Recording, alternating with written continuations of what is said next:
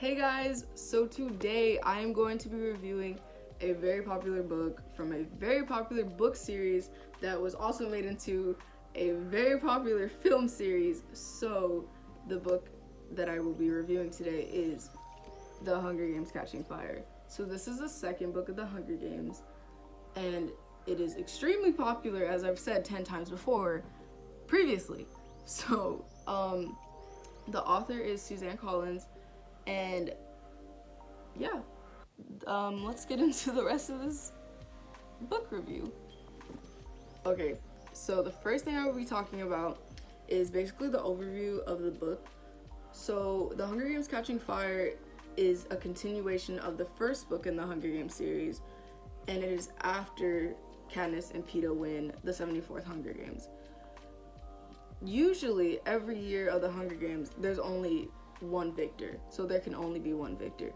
But what made this year special is Katniss and Peeta tricked the game makers into thinking they were going to commit suicide with poisonous berries for their love.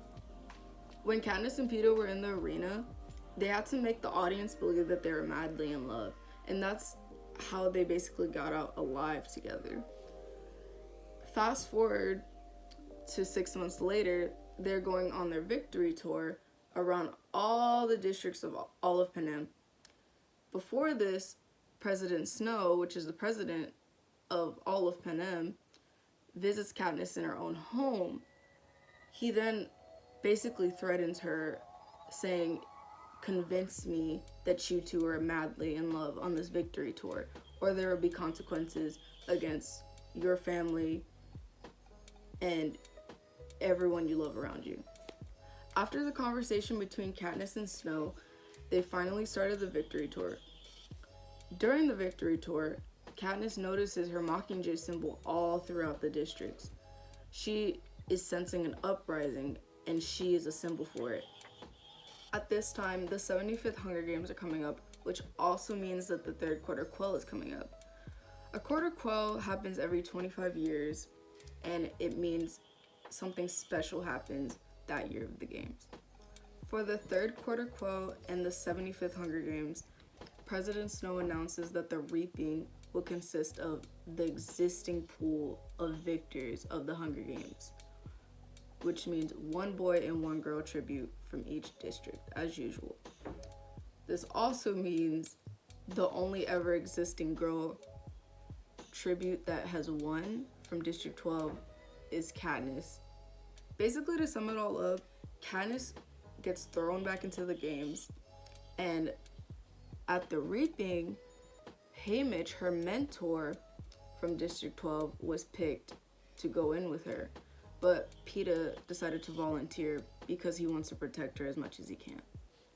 Okay, so the second thing I'm going to be talking about in this review are the characters in Catching Fire. So this applies to the book and the movie, of course.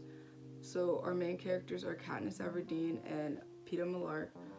They are both victors of the 74th Hunger Games and are known as the Lovebirds. Made it out of the games. They are widely known around the capital and all the districts. Then we have Haymitch. Haymitch is the mentor for Katniss and Peeta. He mentors them before they go into the games and also gets them sponsorships when they go through tough times in the games. Then there's Cinna. Cinna is Katniss' stylist, and he's a very good friend to Katniss, and he gives her a whole bunch of advice, and he is incredibly talented. And he also takes a very big risk for Katniss in Catching Fire. Then we have Effie Trinket. Effie Trinket is basically the manager of the District 12 tributes. She is very on top of her things, and whenever the games comes around every year, she picks the tributes, and then she basically keeps them in check until they go off into the games. Then we have Gale. Gale Hawthorne is Katniss's childhood best friend. They've been best friends for a very long time, and they're also hunting partners. They're also secretly in love, kind of. Katniss knows she could never be with Gale because Katniss and Peeta are supposed to be in love, because that was the whole reason why they won the games, because they were in love, and the audience wants to see what they want to see. So that's why that is that. The next person we're going to be talking about is President Snow. There isn't much to say about him except that he is very evil and very despicable and just not a good person, and he's just the president of Panem. It's in the name. Then we have Finnick Odaar. Finnick Odaar is from District 4 and was picked in the reaping for the 75th Hunger Games / the third Quarter Quell. He became a victor because when he was 14 he won the games. He was the youngest to ever win it, so he's very popular in the capital, and he's also known for his good looks, his charm, and his overall physicality. Okay, so the third thing I'm going to be talking about in this review is what I feel are the most important parts of Catching Fire. So the first thing I think that is very important is when President Snow visits Katniss in her house in Victor's Village. Basically, the conversation is about how Snow feels offended by Katniss because of how she pulled the stunt of her and Peeta with the poisonous berries in the arena for them to both win. Because of this, he doesn't believe her and Peeta's love either.